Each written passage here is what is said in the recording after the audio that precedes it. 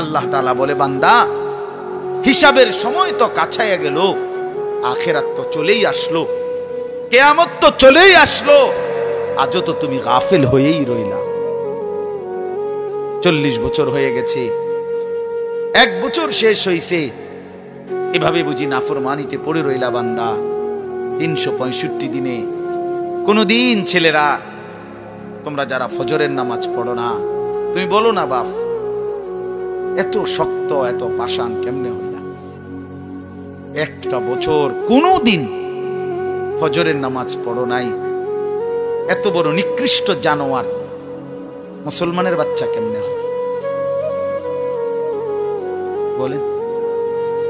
এত বড় জানোয়ার একটা মানুষের বাচ্চা কেমনে হয়? এটা কি পরিমাণ হাইওয়ান, এটা কত বড় হাইওয়ান, এটা কত বড় জন্তু, কত বড় পশু। 1 বছর 365 দিনে এই হাইওয়ান কোনদিন ফজরের নামাজ পড়ে? শুধু 1 বছর, খবর নিলে দেখবেন 10 বছর, খবর নিলে দেখবেন 5 বছর।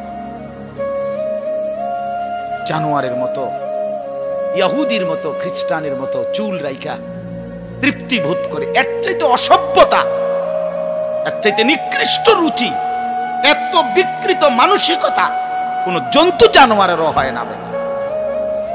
জন্তু জানোয়ার, তোমরা যে সমস্ত ছেলের চুল ইহুদির মতো, খ্রিস্টানের মতো, বেঈমানের মতো, বেটা তুমি একদম নিম্ন রুচির মানুষ, একেবারে ফসা মানুষ বেটা, তুই ফালতু লোক বেটা, তুই বেটা, তোর কোনো রুচি বলতে কিছু নাই বেটা, তোর কোনো রুচিবোধ নাই বেটা। কার মতো মুসলমানের বাচ্চা হইয়া, মুসলমানের ঘরে জন্ম নিয়া বেটা, আল্লাহর আজান শুনলি, ডান কানে বাম কানে তোরে আজান দিছে, এক পবিত্র মা তোরে 2টা বছর দুধ পান করাইছে বেটা, কোন শরমে বেটা তুই ওই বেঈমানদের মতো চুল কাটলি বেটা? ওদের কোনো জাতপাত আছে বেটা? ওদের কোনো ইজ্জত আছে না সম্মান আছে? আল্লাহ তাআলা কোরআনুল কারীমে বলছে, ইন্নামাল মুশরিকুনা নাজাস। কোরআনের আয়াত কিনা? আল্লাহ বলছে সমস্ত মুশরিক নাপাক, নাজাসুন নাজাস,